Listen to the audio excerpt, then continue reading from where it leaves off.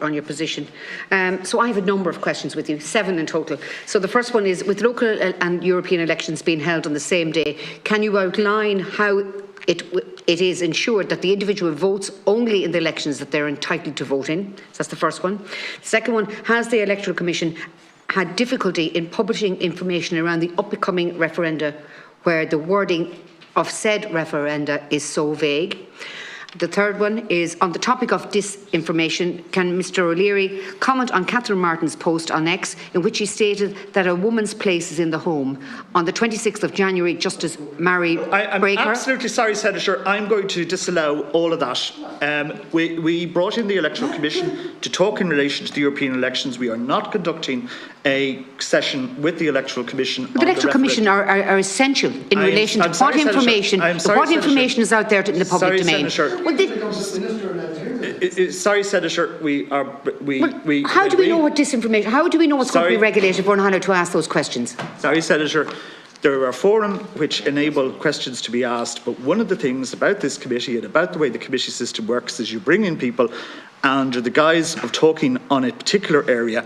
The Commission were invited in to talk to us in relation to European elections, and I am going to have to, I'm afraid, limit. Now, Can I rephrase the question in a way that, so I need to basically know that, you know, what is their role in all of this? If there is misinformation being said by a particular party, what is their role in correcting that information? In the context of elections, and European elections, yes, you can ask that. Okay, so basically, how does the Electoral Commission endeavour to call out disinformation in all cases, but specifically in relation to disinformation being disseminated by, let's say, the government of the day?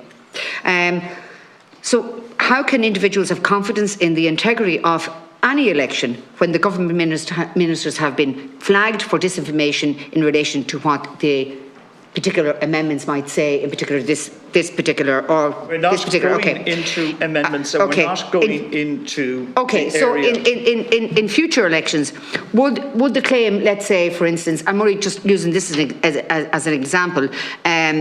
That Fine Gael claim to be the party of home ownership. Can that be considered disinformation as the party is blatantly... claim is false? Senator, you're making all types of ridiculous allegations, in my opinion. Which I'm just looking to see what the remit... Can I say to you directly as a member? Yes. That you asked to go first. Yes, I did. I facilitated that. That is correct. Thank you very much for that. And I think it is very disappointing that you then would use up your time. So I need to find out what the role of the Electoral Commission is in future elections. By asking, and we can clarify that. Sorry, Senator Chambers, you want to make a point? Obviously, we all want to ask questions about this particular witness, Mr O'Leary and his colleague.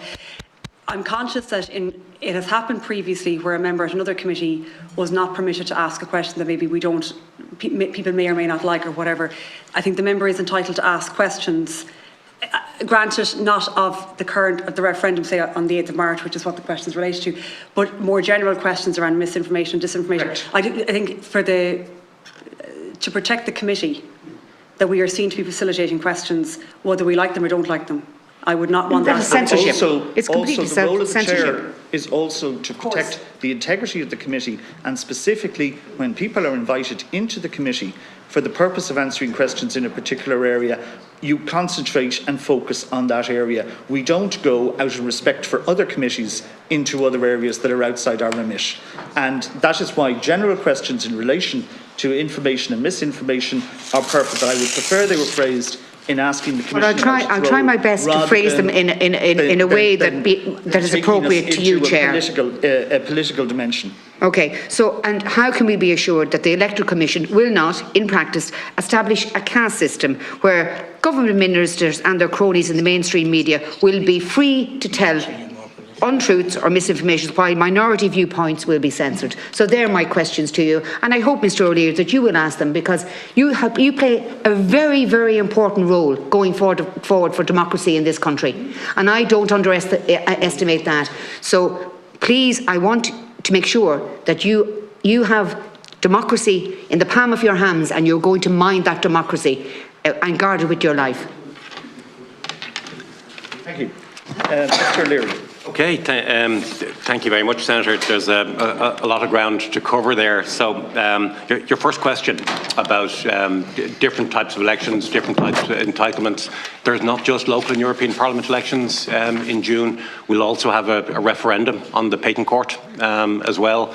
And for the people of Limerick, they will also be electing a directly elected mayor. So there are quite sophisticated electoral registers in each polling station, which will ensure that people will get the correct ballot papers when they're entitled to vote. So different people, obviously, anyone ordinarily resident in the country is entitled to vote in the local elections, but European citizens are only entitled to vote in the EU. We are confident, this has happened on a number of occasions in the past, we're confident that the systems there are okay, but it's something we'll keep an eye on. The misinformation, disinformation thing as issue, as I mentioned in my opening statement, there are extensive powers in the Electoral Reform Act 2022 in relation to mis and disinformation. These have not yet been commenced by the Minister. So the Electoral Commission currently has no regulatory, investigative or sanctioning powers in the area of mis and disinformation.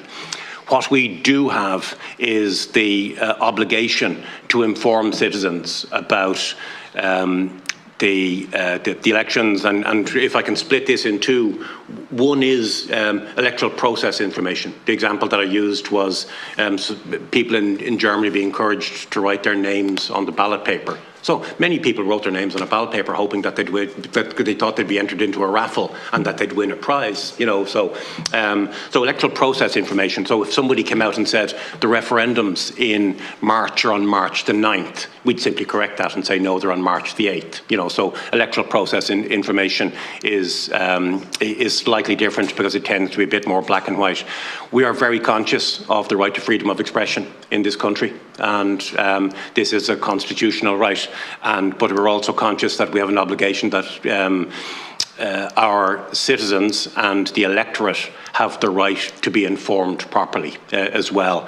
This is a right that has to be balanced, and I suspect that the conversations going on between government and the EU in relation to the nature of the powers in parts 4 and 5 are the reason for the delay in commencing this, and that it is an attempt to strike that balance in line with the Digital Services Act as well. But I couldn't disagree with you in relation to the importance of this issue, you know, and as I mentioned in the opening statement, the way that misinformation, disinformation is leaked into the environment now is becoming increasingly sophisticated and it's increasingly complex. We have to be ready to be able to deal with that. So we are building an organisation right now from scratch, which is versatile, which is flexible, which is responsive and aware of developments in the area. And these are not features that many state bodies are often accused of, but that's the challenge for us, is to be able to do that. And the Digital Services Act, that will not be implemented until, is it May this year? Yes, the Digital Services Act it's already signed by the government there last week. Correct. With regard to the European Union, when is that? Is it May this year? Commission Naman has already taken over responsibility for the wider mis and disinformation online responsibility from last week, and but our focus here entirely is on election campaigns. So during election periods, and that's what's envisaged by the Act. It is only electoral information. Right. Okay. Thank you very much. Thank you very much.